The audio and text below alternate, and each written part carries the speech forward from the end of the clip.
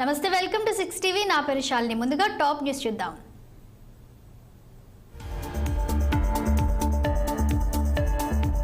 రామ మందిర ప్రారంభోత్సవం చరిత్రలో నిలిచిపోతుందని కేంద్ర హోంమంత్రి అమిత్ షా అన్నారు. కోట్లాది మంది ప్రజల ఆకాంక్షలు నెరవేరిన రోజన్నారు.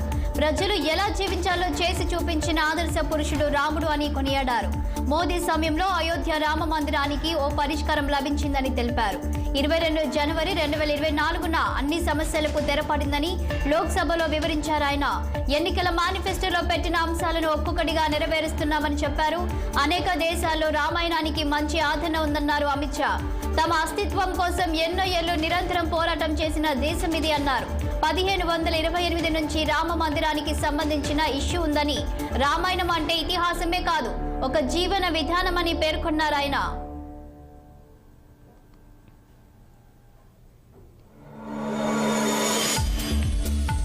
పార్టీ నేతలకు జనసేన అధినేత పవన్ కళ్యాణ్ కీలక సూచనలు చేశారు. పొత్తులపై పార్టీ విధానాలకు భిన్నంగా కామెంట్స్ చేయొద్దని ఆయన కోరారు. రాష్ట్ర ప్రయోజనాలను దృష్టిలో ఉంచుకొని ఏపీ అభివృద్ధి, ప్రజా సంక్షేమం కోసం పొత్తుల దిశగా ముందుకెళ్తున్నామన్నారు పవన్ కళ్యాణ్. ప్రస్తుతం పొత్తులకు సంబంధించి చర్చలు కొనసాగుతున్న ఈ దశలో పార్టీ నాయకులు భావోద్వేగాలతో ఎలాంటి వ్యాఖ్యలు చేయొద్దని కోరారు.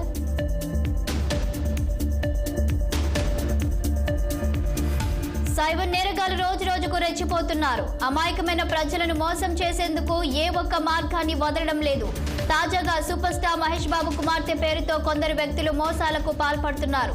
సితారా పేరుతో ఫేక్ ఇన్స్టాగ్రామ్ అకౌంట్ను క్రియేట్ చేసి పలువురికి ఇన్వెస్ట్మెంట్, ట్రేడింగ్ లింకులు పంపుతున్నట్లు బిఎంబి ఎంటర్టైన్మెంట్ సంస్థ గుర్తించింది. ఇలాంటి వాటిని నమ్మొద్దని ఆ సంస్థ పేర్కొంది.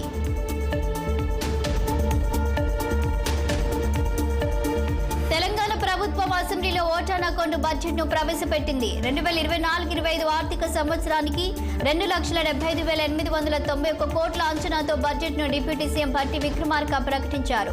ఈ బడ్జెట్ గత జీఎస్డీపీ 2022-23తో పోలిస్తే 14.7% నుంచి 11.3% క్షీణించింది.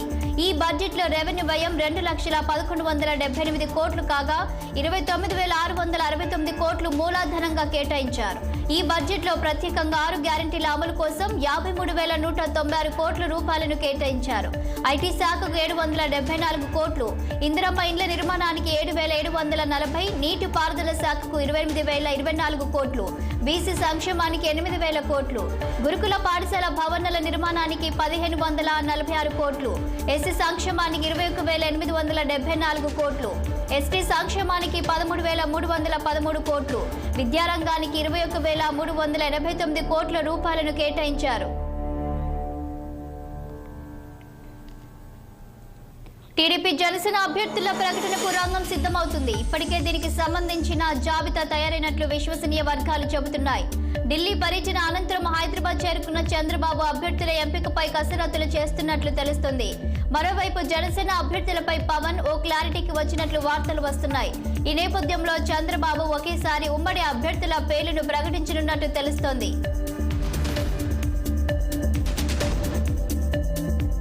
తెలంగాణ ప్రభుత్వం మరో నిర్ణయం తీసుకుంది. కాళేశ్వరం ప్రాజెక్టు సందర్శనకు వెళ్లాలని, అందుకు మాజీ సీఎం కేసీఆర్ ను కూడా ఆహ్వానించాలని భావిస్తుంది. కేసీఆర్ ను ఆహ్వానించే బాధ్యతను మంత్రి ఉత్తమ్ కుమార్ రెడ్డికి అప్పగించారు సీఎం రేవంత్ రెడ్డి. ఈ నెల 12న అసెంబ్లీ సమావేశాలను ముగించి ఆ వెంటనే కాళేశ్వరం సందర్శనకు వెళ్లాలని సీఎం నిర్ణయించారు. మచిలీపట్నం ప్రభుత్వ ఆసుపత్రిలో ఆందోళనకర పరిస్థితులు నెలకొన్నాయి. ఇంజెక్షన్ వికటించి 9 మంది చిన్నారులు అస్వస్థతకు గురయ్యారు. వెంటనే వారిని ఇంటెన్సివ్ కేర్ కు తరలించి చికిత్స అందిస్తున్నారు. ప్రస్తుతం పిల్లల పరిస్థితి నిలకడగా ఉన్నట్లు వైద్యులు తెలిపారు.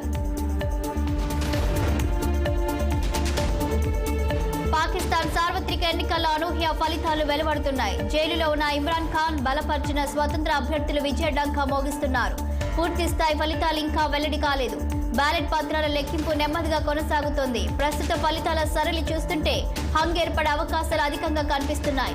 జాతీయ అసెంబ్లీలో అత్యధిక సీటును ఇమ్రాన్ ఖాన్ సారథ్యంలోని పాకిస్తాన్ తెహ్రీకే ఇన్సాఫ్ పీటీఐ పార్టీకి చెందిన స్వతంత్ర అభ్యర్థులు సొంతం చేసుకోవచ్చని విశ్లేషకులు భావిస్తున్నారు.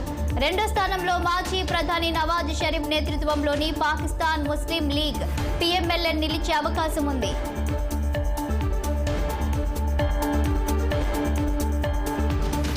తెలంగాణ రాష్ట్రంలో గ్రూప్ 4 సర్వీసుల పోస్టులకు నిర్వహించిన రాత పరీక్ష ఫలితాలను టీఎస్పీఎస్సీ ప్రకటించింది.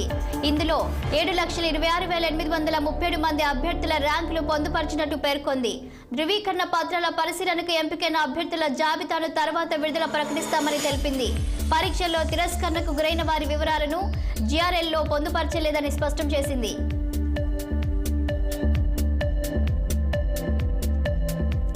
లోక్సభ ఎన్నికల నేపథ్యంలో బీజేపీ జాతీయ కార్యదర్శి ఎంపీ బండి సంజయ్ మరోసారి పాదయాత్రకు రెడీ అవుతున్నారు. కరీంనగర్ పార్లమెంటు సెగ్మెంట్లోని 7 అసెంబ్లీ నియోజకవర్గాల్లో ఈ యాత్ర ఉండబోతున్నట్లు తెలుస్తోంది. తొలి విడత యాత్రలో భాగంగా ఈ రోజు వేములవాడ నియోజకవర్గంలోని మేడిపల్లి ప్రారంభం కానుంది. ఈ మేరకు పార్టీ వర్గాలు భారీ ఏర్పాట్లు చేశాయి. ఈ యాత్ర నేటి నుండి 15వ తేదీ వరకు వేములవాడ, సిరిసిల్ల సెగ్మెంట్ల పరిధిలోని 88 గ్రామాల్లో బండి సంజయ్ పర్యటిస్తారు. హెచ్ఎండిఏ రేరా కార్యదర్శి శివబాలకృష్ణ కేసులో సంచలన విషయాలు వెలుగులోకి వస్తున్నాయి. ఏసీబీ కస్టడీలో ఆయన వెల్లడించిన విషయాలతో హెచ్ఎండిఏ మాజీ principal secretary IAS Arvind Kumar చుట్టూ ఉచ్చు బిగుసుకున్నట్లు తెలుస్తోంది. వివిధ రియల్ ఎస్టేట్ కంపెనీలు, ల్యాండ్ సెటిల్మెంట్ లో అరవింద్ కుమార్ పాత్ర ఉన్నట్లు శివబాలకృష్ణ తెలిపారు.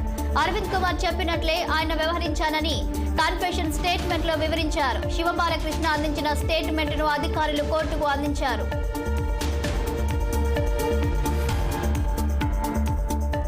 మాజీ ప్రధాని పివి నరసింహారావుకి భారతరత్న పురస్కారం ఇవ్వడం గర్వకారణంగా ఉందని కేంద్ర మంత్రి కిషన్ రెడ్డి అన్నారు. ఉమ్మడి ఏపీకి సీఎంగా, కేంద్ర మంత్రిగా ఆయన దేశం కోసం చేసిన సేవలు మరవలేనివని కొనియాడారు. ప్రధానిగా ఆర్థిక సంస్కరణలతో దేశ పురోగతికి పివి పునాదులు వేశారని ఆయన అన్నారు. పివి జీవితాన్ని ప్రతి ఒక్కరూ ఆదర్శంగా తీసుకోవాలని అన్నారు కేంద్ర మంత్రి కిషన్ రెడ్డి.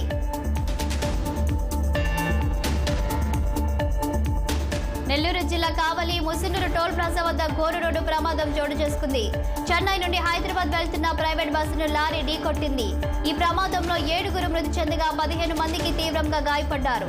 ఘటనా స్థలానికి చేరుకున్న పోలీసులు క్షతగాత్రులను అంబులెన్స్ సహాయంతో ఆసుపత్రికి తరలించారు. అయితే మృతుల సంఖ్య పెరిగే అవకాశం ఉన్నట్లు పోలీసులు భావిస్తున్నారు.